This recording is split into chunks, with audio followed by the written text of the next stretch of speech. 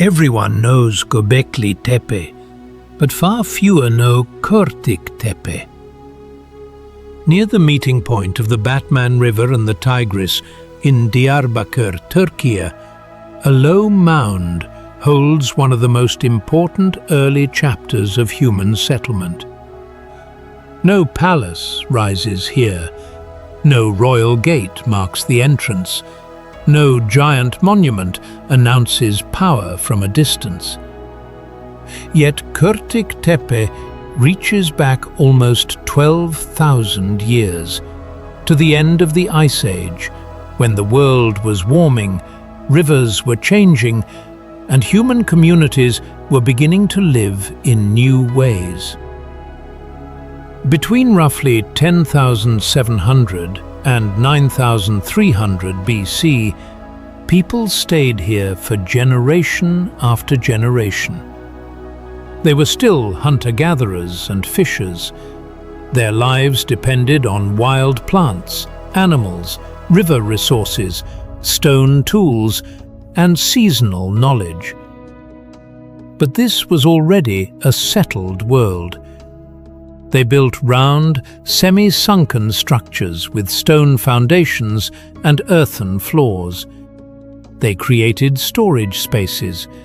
They used hearths, pits, and working areas.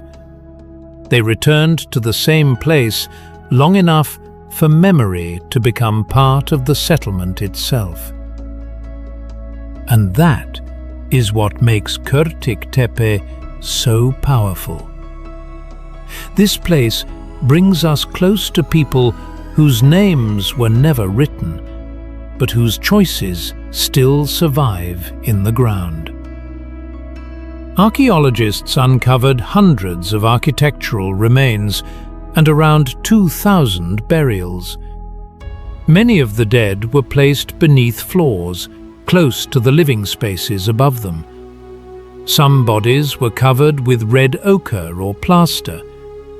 Many graves included beads, stone vessels, bone tools, polished axes, shell ornaments, and carefully chosen objects.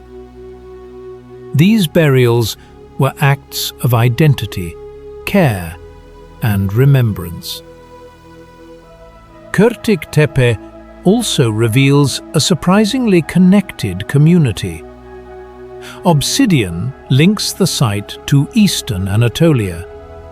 Shell beads point toward distant exchange routes far beyond the riverbank.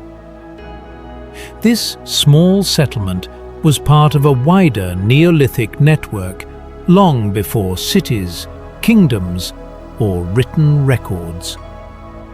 And its art is remarkable. Decorated stone vessels show animals, human figures, hybrid forms, and geometric patterns. Snakes, birds, wild creatures, and symbolic signs appear again and again. This was a world before pottery became common, yet people were already shaping stone with skill, meaning, and imagination. Kortik Tepe matters because it shows that settled life began through ordinary human needs before it became monumental. Water, food, shelter, burial, craft, exchange, memory. Here, the story of civilization feels personal. People lived beside the river. They worked stone and bone. They buried their dead beneath the spaces of daily life. They carried symbols from one generation to the next. Göbekli Tepe became famous for its monumental stone pillars. Kortik Tepe speaks in a quieter language. It shows the intimate side of the same great transformation. The moment when people began staying, building, remembering, and belonging to one place. before pottery, before metal, before writing, Kortik Tepe was already part of a new human world. And its deepest question still feels alive today. What changed first? The way people lived, or the way they remembered the dead?